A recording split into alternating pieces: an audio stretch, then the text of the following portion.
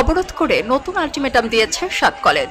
আগামী ২৬ আগস্টের মধ্যে ঢাকা সেন্ট্রাল ইউনিভার্সিটির অধ্যাদেশ জারির জন্য আবারও রাস্তায় নেমেছেন তারা।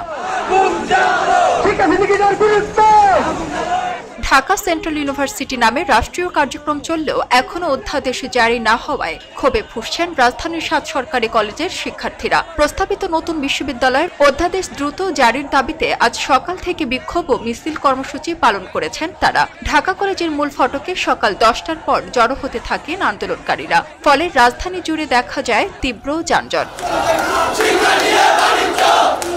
এদিকে শিক্ষার্থীরা বলছেন, দীর্ঘদিন ধরে ৭ কলেজের নামে এক অবমাননাকর কাঠামোর অধীনে তারা পড়াশোনা করছেন। অধিভুক্ত শব্দটি তাদের আত্মপরিচয়ে আঘাত করছে। তাই সরকারের ঘোষণা মাফিক নতুন বিশ্ববিদ্যালয়ের অধ্যাদেশ দ্রুত জারি না হওয়া পর্যন্ত তারা আন্দোলন চালিয়ে যাবেন। নির্দিষ্ট সময়ের মধ্যে তাদের দাবি না মানা হলে শিক্ষার্থীরা আবারও রাজপথে নামবেন।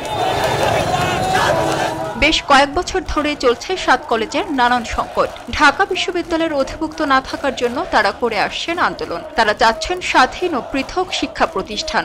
এ নিয়ে চলতি বছরের ২৬ মার্চ রাজধানীর ৭ সরকারি কলেজকে পৃথক করে নতুন একটি বিশ্ববিদ্যালয় গঠনের ঘোষণা দেয় সরকার। বিশ্ববিদ্যালয় মঞ্জুরি কমিশন প্রস্তাবিত নাম নির্ধারণ করে ঢাকা সেন্ট্রাল ইউনিভার্সিটি। এরপর রাজপথ ছাড়েন শিক্ষার্থীরা। তবে সেই সিদ্ধান্ত আনুষ্ঠানিকভাবে বাস্তবায়ন হয়নি এখনো। শিক্ষার্থীরা বলছেন, কয়েক বছর ধরে চলমান আন্দোলন সংগ্রামের পর প্রস্তাবিত ঢাকা সেন্ট্রাল ইউনিভার্সিটির বাস্তবায়ন কার্যক্রম এখন শেষ পর্যায়ে পৌঁছেছে।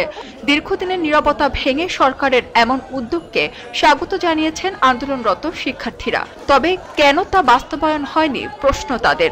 এরপর আগামী ২৬ আগস্টের মধ্যে ঢাকা সেন্ট্রাল ইউনিভার্সিটির অধ্যাদেশ জারির আলটিমেটাম দিয়েছেন রাজধানীর সরকারি ৭ কলেজের শিক্ষার্থীরা। একই সঙ্গে আরো ২ দফা দাবিও জানিয়েছেন তারা। সারা জেরিন, খবরের কাগজ। খবরের কাগজ, নিখাদ, নির্ভীক, নিরপেক্ষ।